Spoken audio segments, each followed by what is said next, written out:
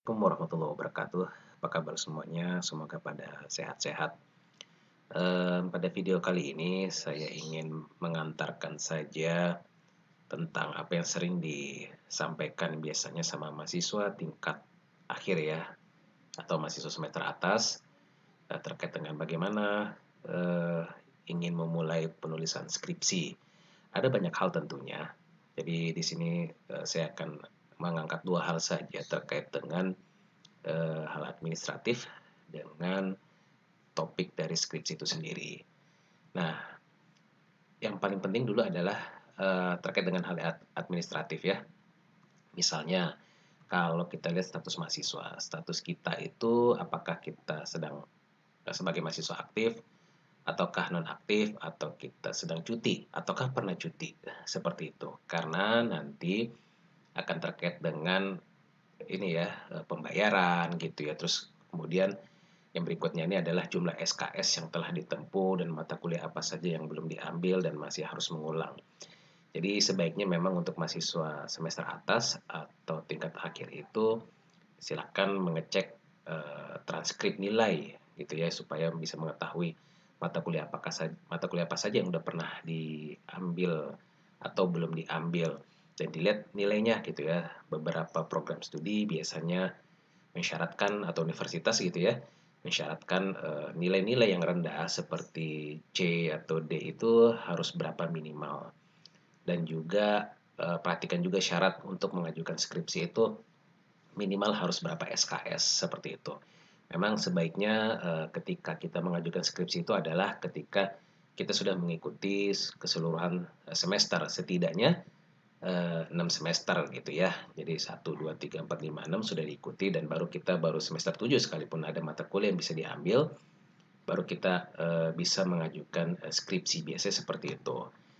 Nah, selain itu kita juga perhatikan mekanisme pengajuan judul. Jadi setiap fakultas atau prodi itu tentu punya caranya ya. Pengajuan judul seperti apa, formnya gimana.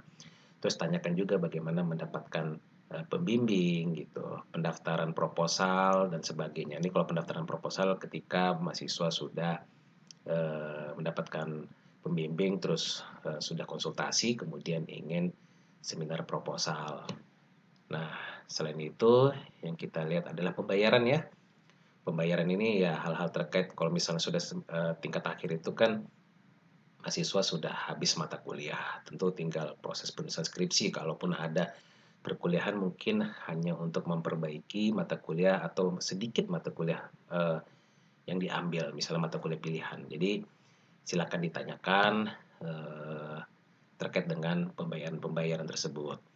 Nah, informasi-informasi terkait administrasi ini bisa didapatkan oleh mahasiswa misalnya di bidang administrasi dan tata usaha fakultas.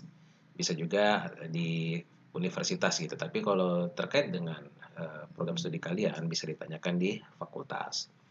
Atau bidang pelayanan akademik di universitas ini terkait dengan misalnya status aktif non aktif atau cuti dari mahasiswa tersebut ya termasuk juga pembayaran.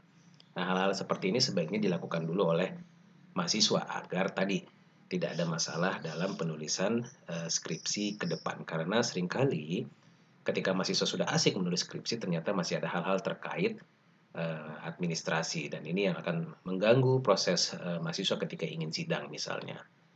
Oke, selanjutnya kita pindah ke bagian berikutnya. Nah, di sini kita mulai memasuki dunia skripsi. Kita sudah mulai mau meriset apa sih yang ingin kita bahas gitu ya, ingin kita teliti gitu. Misalnya, ketahui dulu model penelitian skripsi yang berlaku di program studi. Jadi pelajari. Nah, yang kaki gini-gini harus kita cari tahu ya. Lihat skripsi-skripsi kakak kelas kalian yang sudah ada di perpustakaan gitu ya. Seperti apa sih tema-tema atau model penulisannya gitu ya. Dan bisa dilihat. Kita juga bisa mempelajari model penelitian skripsi itu misalnya eh, dengan apa yang dipelajari di program studi. Kadang-kadang kaprodi atau dosen-dosen itu selalu akan mengarahkan oh tema-tema penelitian apa yang menarik untuk dibahas gitu ya. Terus selain itu misalnya lihat juga pedoman penulisan skripsi di fakultas atau program studi. Nah, ini yang mahasiswa juga harus miliki. Terkadang ketika mahasiswa sedang membuat skripsi, dia melihat gitu ya skripsi-skripsi yang boleh jadi sudah dilakukan oleh kakak kelasnya dahulu, atau bisa juga mencontoh skripsi dari kampus lain. Nah, ini yang seringkali terkadang ketika dalam proses penulisan itu sering terjadi apa ya, kebingungan gitu ya, karena mereka tidak mengecek dahulu pedoman penulisan skripsinya seperti apa, terus kemudian langsung main menulis karena mungkin ingin buru-buru lulus misalnya gitu ya.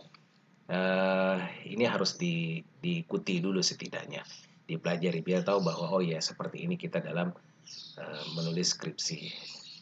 Nah, selain itu mulai membaca berbagai koleksi skripsi yang ada di perpustakaan ya. Eh, ini untuk membantu kita juga melihat oh iya apa aja yang udah pernah dibahas gitu ya. Kalau misalnya di perpustakaan kalian bisa mengecek melalui eh, komputer gitu ya, koleksi-koleksi judul yang udah pernah terbit gitu. Terus mulai memburu jurnal-jurnal yang berhubungan dengan rencana penelitian skripsi. Nah, ini saya yakin udah sering didapatkan oleh mahasiswa dalam berbagai perkuliahan, dan kita diminta untuk mencari jurnal-jurnal yang nanti akan membantu kita dalam proses penulisan skripsi. Dan ini cukup penting agar uh, penulisan skripsi kita akan lebih baik lagi, lebih komprehensif ya, lebih up to date, dan tidak menjadi penulisan yang dilakukan ternyata oh temanya sudah banyak dibahas atau out of date lah seperti itu. Nah,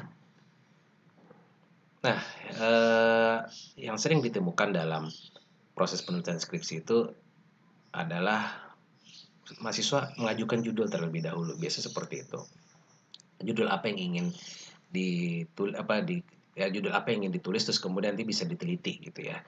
Nah, ini buat saya agak sedikit apa namanya? Saya nggak mengatakan ini kesalahan ya. Ini sebenarnya akan menjadi problem ketika nanti mahasiswa ingin mengangkat atau melakukan penelitian ke depannya. Karena tadi kita bisa melihat seperti ini polanya. Pertama dari judul dulu.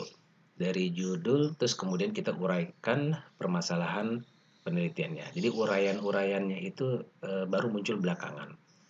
Kalau seandainya kita sudah tahu, mungkin bagus gitu. Tapi terkadang ketika berangkat dari judul nanti mahasiswa masih bingung apa yang harus dilakukan berikutnya.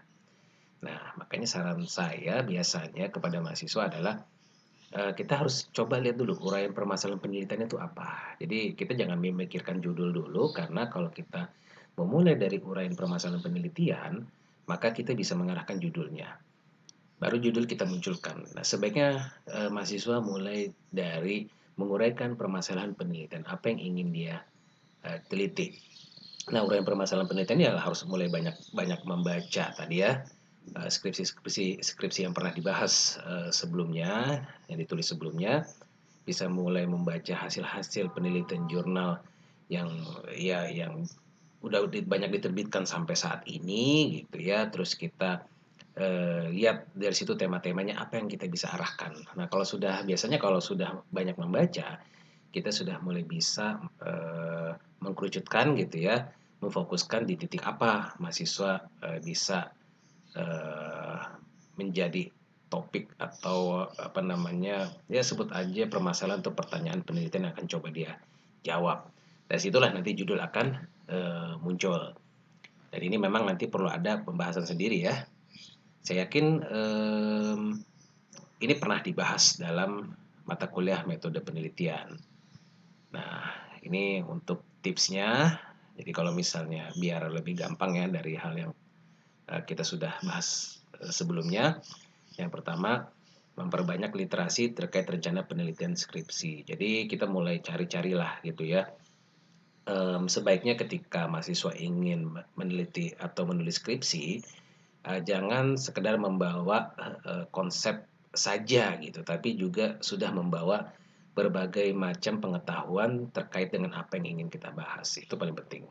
Nah, dari mana memperbanyak pengetahuan eh, supaya bisa menjadi bahan skripsi? Ya tentu dengan memperbanyak literasi atau bahan bacaan kita. Itu penting ya. Nah, terus yang kedua, kita coba mengulas kembali apa yang pernah kita pelajari dalam mata kuliah metode penelitian. Ya istilahnya mungkin macam-macam. Ada yang di antara kalian menggunakan metode penelitian kualitatif, atau metode penelitian kuantitatif, atau metode penelitian sosial, metode penelitian apa gitu ya. Dan ini nanti bisa dikaitkan juga dengan mata kuliah lain seperti statistik misalnya ya, karena ketika kita mendapatkan mata kuliah statistik itu biasanya nanti kita mempelajari bagaimana sih kita menggunakan statistika dalam riset kita. Nah, ini hal-hal seperti ini mungkin bisa bisa diulas kembali, dipelajari kembali. Oke. Nah, yang terakhir ini adalah mengenal lebih dalam objek penelitian. Jadi, objek penelitian ini ya kadang-kadang ada orang menyebutnya objek penelitian atau subjek penelitian, tapi yang penting objek penelitian secara umum ya, biar kita tahu lokus fokusnya itu apa. Kita setelah menguraikan permasalahan penelitian, terus di mana kita ingin coba melakukan riset. Beberapa program studi biasanya eh, benar-benar mensyaratkan penelitian itu riset lapangan gitu ya. Jadi turun ke lapangan misalnya, kalau misalnya eh, ke sekolah, ke lembaga pemerintahan, ke perusahaan gitu ya, ke masyarakat seperti itu. Nah, jadi itu adalah objek penelitian yang perlu dikenal terlebih dahulu. Terus yang kedua, kalau misalnya ada yang sekedar literatur gitu ya buat anak-anak sastra dan lain-lain, tentu itulah objek penelitiannya, literasinya. Nah, ini yang buat saya perlu diketahui oleh mahasiswa-mahasiswa tingkat atas agar tadi supaya kita bisa mengarahkan tema penelitian kita itu lebih baik gitu ya, tidak asal memilih objek penelitian, dan mahasiswa sudah siap dengan berbagai macam eh, bahan gitu ya dibandingkan sekedar membawa hanya sekedar konsep seperti nanti yang dituangkan dalam sebuah judul seperti itu. Nah, itu aja ya terkait dengan pengenalan awal bagaimana kita kalau ingin memulai penulisan skripsi. Nah, selanjutnya mudah-mudahan nanti saya bisa menghadirkan video terkait dengan apa yang harus dilakukan ketika sudah memasuki penulisan skripsi. Terima kasih banyak. Assalamualaikum warahmatullahi wabarakatuh.